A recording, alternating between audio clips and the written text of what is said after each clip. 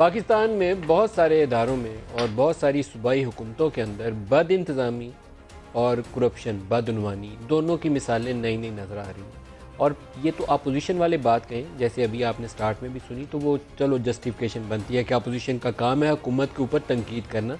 लेकिन इस वक्त सूरत हाल ये है कि सारी सूबाई हुकूमतों के अंदर से तहरीक इंसाफ की जहाँ जहाँ हुकूमत है वहाँ अंदर से आवाज़ें उठनी शुरू हो गई।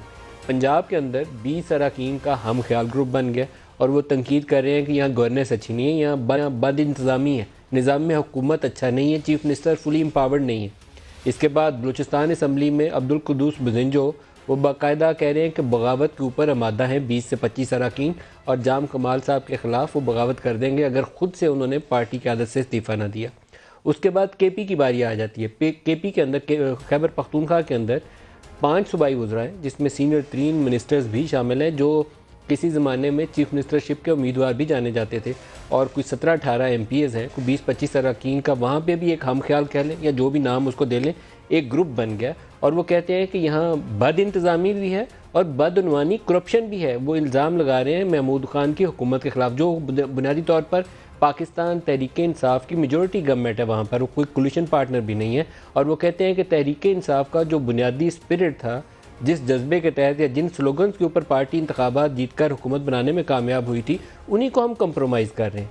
और उसके ऊपर एक और इजाफा कर लें, ट्रांसपेरेंसी इंटरनेशनल की रिपोर्ट आई है और उसने कहा कि पाकिस्तान की तनज़ली हो गई है ट्रांसपेरेंसी इंटरनेशनल के उस करप्शन परसेप्शन इंडेक्स के ऊपर, जो एक्चुअली करप्शन को तो मुहैया नहीं करता, लेकिन करप्शन परसेप्शन के ऊपर जो बैनुल-अक़वामी अदारों ने सर्वेज़ किए हुए हैं, जो बहुत साइंटिफिक अंदाज में किए जाते हैं। इसी तरीके से बिज़नेस एग्जीक्यूटिव से पूछा जाता है, वर्ल्ड इकनॉमिक फोरम की बनाई हुई रिपोर्ट उसको सामने रखा जाता है, इकोनॉमिस्ट बनाता है सर्वे, उसको डाला जाता है और उन तमाम सर्वेज़ का निचोड़ निकाल कर वो एक CPI इंडेक्स बनाते हैं और उसमें पाकिस्तान पिछले साल की निस्बत नीचे गिर गया। तो PTI का तो स्लोगन ये था कि हम आएंगे तो एहतसाब होगा, शफाफियत आएगी, पाकिस्तान तरक्की करेगा, लोग टैक्सेस देंगे, हुकूमत पे ट्रस्ट होगा। या उल्टा काम शुरू हो गया। पिछले साल 600 अरब का टैक्स रेवेन्यू शॉर्टफॉल हो गया। करप्शन इंडेक्स के ऊपर पाकिस्तान की जो पहले से बदहाली होगी, बजाय बेहतरी होने के हम बुरी तरह पोजीशन में खड़े हैं। और सूबाई हुकूमतों के अंदर PTI के अपने अरकान अपनी हुकूमतों के ऊपर सवालात उठा रहे हैं।